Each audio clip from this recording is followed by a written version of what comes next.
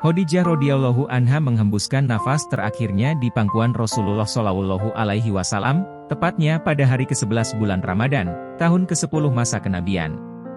Yaitu 3 tahun sebelum Rasulullah Shallallahu alaihi wasallam hijrah ke Yatsrib atau Madinah. Wafatnya Sayyidah Khadijah merupakan hari duka cita mendalam bagi Rasulullah.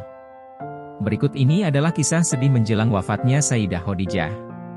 Wafatnya seorang yang sangat dicintai oleh Rasulullah Shallallahu alaihi wasallam.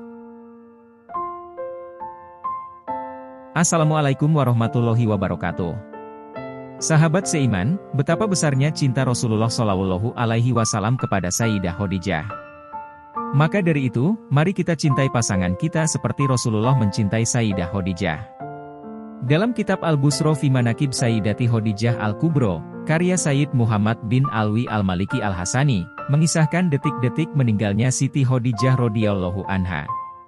Sayyidah Khadijah wafat pada hari ke-11 Ramadan tahun ke-10 kenabian, 3 tahun sebelum Rasulullah hijrah ke Madinah. Sayyidah Khadijah wafat dalam usia 65 tahun, meninggalkan Rasulullah. Diriwayatkan, ketika Sayyidah Khadijah sakit, beliau berkata kepada Rasulullah, "Aku memohon maaf kepadamu ya Rasulullah. Kalau aku sebagai istrimu belum berbakti kepadamu." Lalu, Rasulullah menjawab, "Jauh dari itu ya Khadijah. Engkau telah mendukung dakwah Islam sepenuhnya." Kemudian Sayyidah Khadijah memanggil Fatimah Az-Zahra dan berbisik, "Fatimah putriku. Aku yakin ajalku segera tiba. Yang kutakutkan adalah siksa kubur. Tolong mintakan kepada ayahmu, aku malu dan takut memintanya sendiri. Agar beliau memberikan sorbannya yang biasa untuk menerima wahyu agar dijadikan kain kafanku." Mendengar itu, Rasulullah berkata, "Wahai Khadijah, Allah menitipkan salam kepadamu dan telah dipersiapkan tempatmu di surga."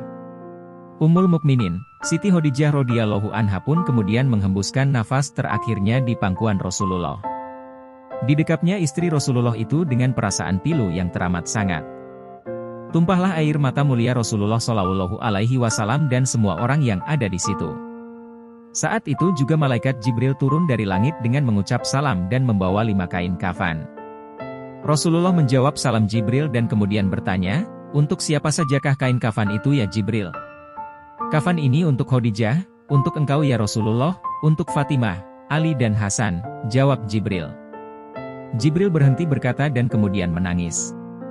Rasulullah bertanya, "Kenapa ya Jibril?"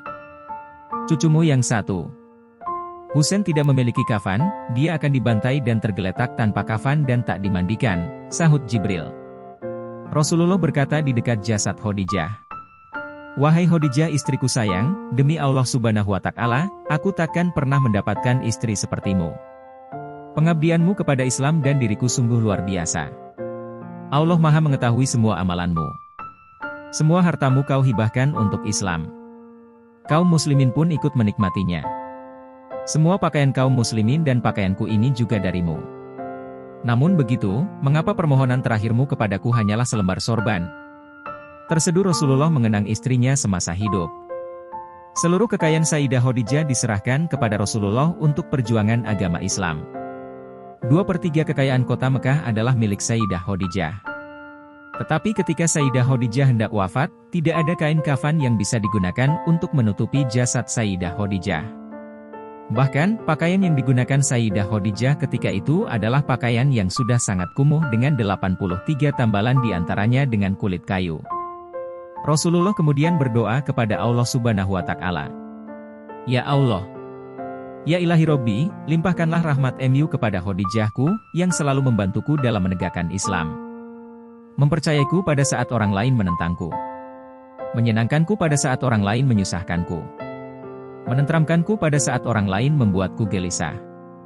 Oh Khadijahku sayang, kau meninggalkanku sendirian dalam perjuanganku. Siapa lagi yang akan membantuku?" Tiba-tiba Ali berkata, "Aku ya Rasulullah." Peristiwa wafatnya Sayyidah Khadijah sangat menusuk hati Rasulullah. Alangkah sedih dan pedihnya perasaan Rasulullah karena ditinggal orang yang sangat dicintai dan mendukung perjuangannya dalam menegakkan agama Islam. Saking sedihnya, tahun itu disebut sebagai Amul Husni, atau tahun kesedihan dalam perjalanan hidup Rasulullah Shallallahu alaihi wasallam.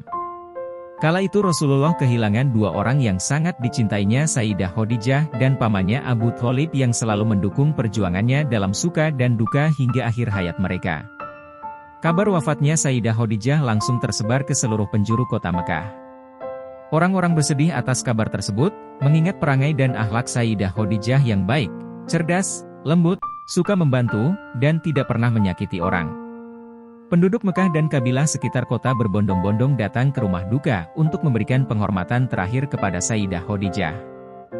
Pada saat pemakaman, Rasulullah sendirilah yang turun ke liang lahat kuburan Sayyidah Khadijah. Sambil melafalkan doa-doa, beliau sendiri juga yang meletakkan jenazah sang belahan jiwa di tempat persinggahan terakhirnya itu. Tampak jelas kesedihan di wajah Rasulullah karena ditinggal istri tercintanya. Wafatnya Sayyidah Khadijah tersebut menambah kesedihan Rasulullah setelah Abu Thalib, paman yang menjadi pelindung Rasulullah mendakwahkan Islam juga meninggal. Maka kemudian tahun wafatnya Abu Thalib dan Sayyidah Khadijah di tahun ke-10 nubuah tersebut dikenang sebagai tahun kesedihan atau amal husni. Seperti dijelaskan Profesor Quraish Shihab dalam bukunya Membaca Sirah Nabi Muhammad SAW. Kesedihan di sini maksudnya bukan berarti Rasulullah berduka selama 1 tahun atas wafatnya Abu Thalib dan Sayyidah Khadijah. Namun, wafatnya dua tokoh pendukung mengakibatkan semakin besar kemungkinan tertutupnya banyak peluang dakwah Islam bagi umat manusia. Padahal sebelumnya beliau melihat ada secercah harapan tersebarnya dakwah Islam karena dukungan dan pertolongan dua orang tersebut. Merujuk Bilik-Bilik Cinta Muhammad karya Nizar Abbashah, 2018, rumah Rasulullah menjadi sunyi setelah kepergian Sayyidah Khadijah. Tidak ada lagi keceriaan di sana karena suasana rumah berubah menjadi duka cita. Bahkan setelah wafatnya Sayyidah Khadijah, Rasulullah tidak berkeluarga dalam waktu cukup lama. Beliau tidak langsung menikah, karena yakin tidak ada perempuan yang setara dengan Sayyidah Khadijah. Keadaan Rasulullah yang hidup sendiri membuat saudara Sayyidah Khadijah, Haulah, prihatin. Haulah kemudian menyarankan kepada Rasulullah agar menikah lagi sehingga ada yang merawat, menghibur, dan menjadi teman hidupnya. Haulah kemudian menyebutkan dua nama, Saudah binti Zam'ah dan Aisyah binti Abu Bakar. Rasulullah setuju dengan usulan itu dan kemudian menikahi Sayyidah Saudah dan kemudian Sayyidah Aisyah. Meski Rasulullah sudah menikah dengan perempuan lain, namun posisi Sayyidah Khadijah di benak Rasulullah tidak tergantikan. Beliau mengenang dan menghormati segala hal yang berkaitan dengan Sayyidah Khadijah. Walau sang belahan hati sudah lama meninggalkannya. Mulai dari barang-barang, perhiasan, kerabat, sahabat, dan orang-orang yang pernah berinteraksi dengan Sayyidah Khadijah. Demikianlah kisahnya, wallahu a'lam. Terima kasih sudah menonton, mohon maaf apabila ada kesalahan dalam video ini. Segala kesalahan yang ada dalam video ini adalah murni kesalahan dari saya pribadi, dan kebenaran hanyalah milik Allah Subhanahu wa Ta'ala. Wassalamualaikum warahmatullahi wabarakatuh.